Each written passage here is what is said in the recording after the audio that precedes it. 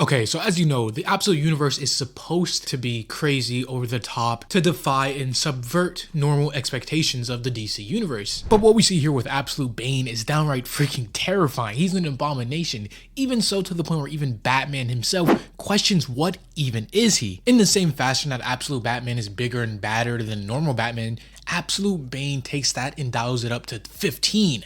And much like the normal DC universe, there seems to be chaos and war all across the planet at almost all times. But here in Biola, a fictional country within the Middle East, it seems like the civil war erupting within the country, is coming to an end as the leaders of two of the raging factions, they come to sit down to talk about a peaceful exit to this raging war. As they go on to say and explain how they have both lost sons, family members, due to this endless battle and war and unnecessary bloodshed, so it all comes to an end now. Though unfortunately for them, the powers that be within this absolute universe, those behind the shadows, which includes whatever dark dwellings that the Joker of this universe, whoever he truly is and what he's planning, well, the people like that, they don't want the war to end. They don't want peaceful outings, as they send one of their agents, someone to come and reignite the fire within this war for the countries to go and essentially kill each other. And we see it is none other than this Absolute Bane, who is just ginormous. Like, he's just breaking the door and the wall around just to walk into the room. He's got to be at least like 10, 11, 12 feet tall. But as he arrives, he essentially goes on to tell the two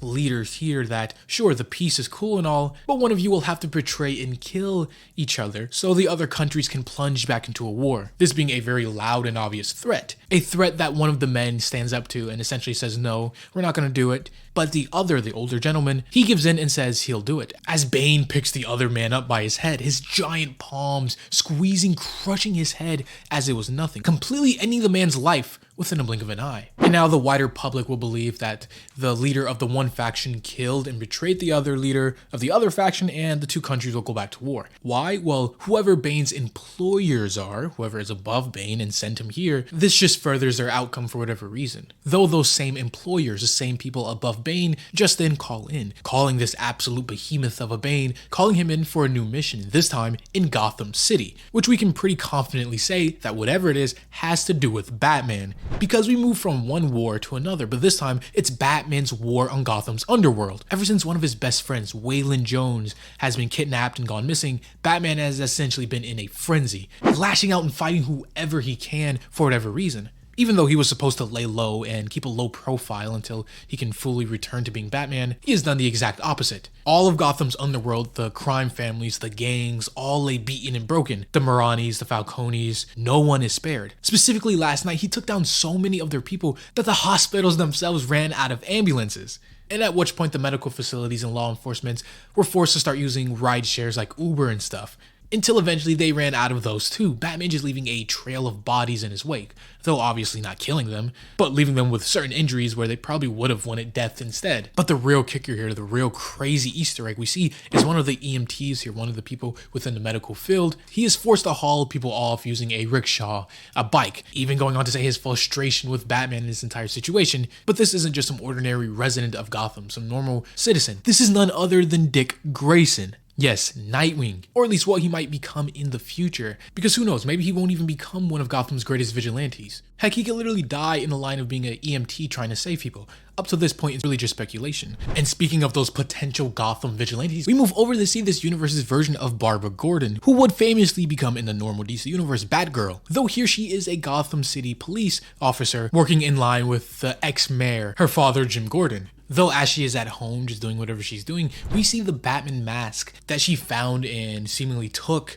earlier on, we see it start to activate and come to life, spewing communication and messages for her to hear, as Batman even proclaims that he needs her help. Because after going to the Gotham Zoo of all places, she finally meets up with this Batman for the first time. You know, already setting a working relationship between Barbara Gordon and Bruce Wayne. But the question that Barbara has here is why. No, not why is Batman looking for certain files and information that the police can offer, but why her specifically? As you know, Batman doesn't really trust the GCPD, but he says that he has seen her in action and that she is one of the good ones. She is one of the good cops. But for now, Batman needs answers on what actually happened to Waylon Jones, the Killer Croc, as he finds out that it was the GCPD that apparently took him.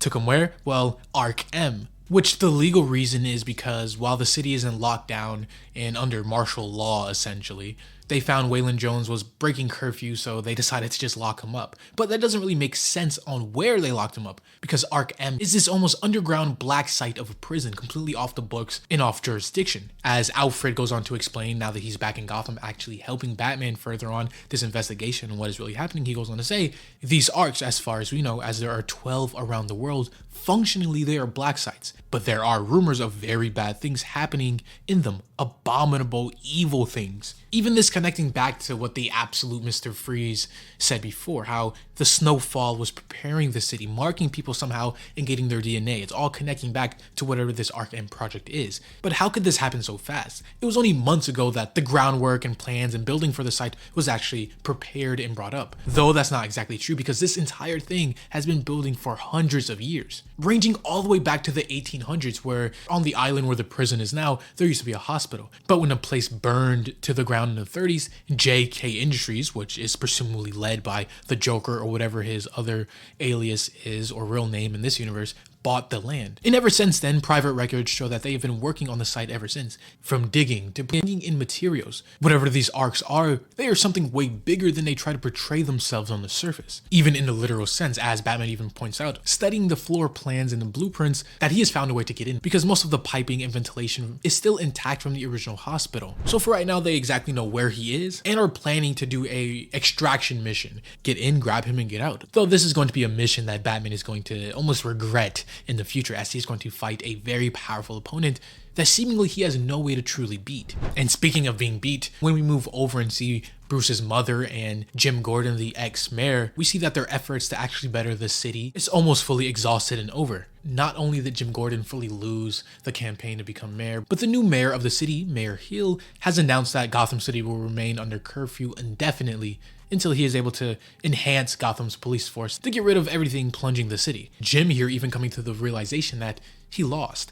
Sure, he was mayor for a time, but that time has passed. His time has passed, and now it might be time for someone new, specifically in the form of Martha Wayne, Bruce's mother, which is a very interesting deviation, of course. I mean, as anything would, as she is normally just dead, murdered when Bruce was a child, but her being the actual mayor of Gotham, or running for it at the very least, and if she is elected, I can only imagine what kind of change that could mean for the Wayne family in general. Moving back over with Bruce, we see him going to continue his plan of breaking into and scouting this Ark M project and trying to save his friend Waylon Jones. As he is here preparing though, we see Alfred go to prep him, asking if he is alright, before hesitating, almost like he wants to tell Bruce something that might change his entire perspective going forward about this entire thing about being Batman in this war. But instead he changes his mind and says it's just nothing and good luck. And so with that, Batman gets sent off, underwater, penetrating and going underneath the island to truly see what is happening. All while he is in contact and on call with Alfred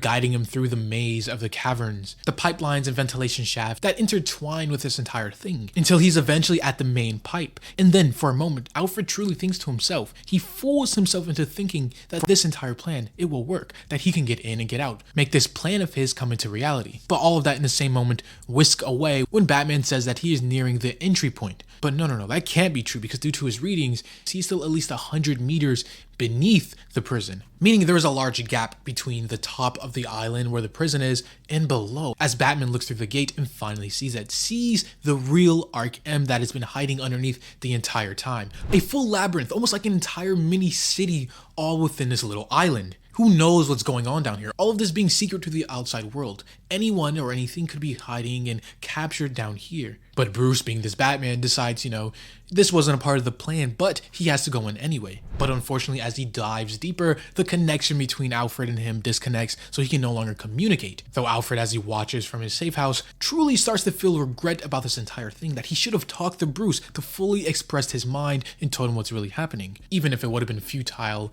and didn't change his mind about the mission. Because Alfred used to be like Bruce. He used to be that young man, to have the faith, to believe that the fights, the battles that they fight, that somehow it would mean something. But no, this war they are in isn't just a war, but it's the war. It's never ending. The one without rules, the one that never ends. It's ancient as stone, but still as fresh as baby's blood. That this entire thing, this corruption, this evil that has been going on internally is very ancient and very old. That even Alfred and everything he has done in his lifetime has almost done nothing to quell or change that result. Because as Batman continues on his journey through this maze of the buildings here, he's in completely new territory. He even goes on to say that he doesn't know what he's looking at or what he's doing, as we see him look at a skeleton embedded in the wall, which I can only assume this is like Man-Bat or something. And with Bruce, even as he continues to call out to Alfred, Alfred even says for the first time he can hear fear in Batman's voice. Because no, Alfred or any of his allies aren't there to help him in this predicament that Batman has found himself in, though he isn't alone, as there is someone else. Someone who Alfred even says is the monster, as it's Absolute Bane himself.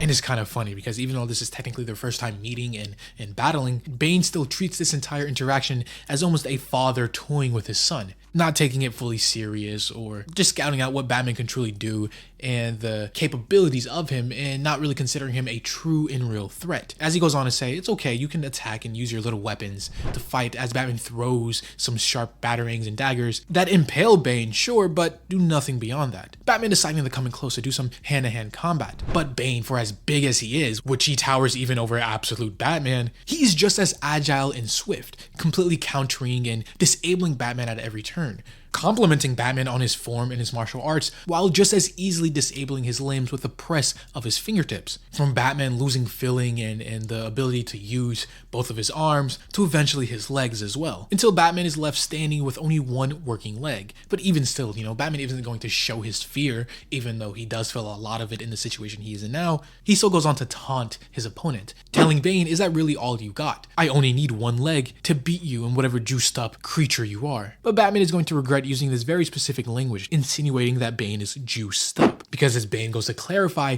he says, juiced up? Friend, I haven't even used this stuff yet. But if you're so inclined and you really want to see what this stuff does, he starts to activate this venom, coursing through his veins, changing and almost mutilating his body. It's grotesque and disgusting.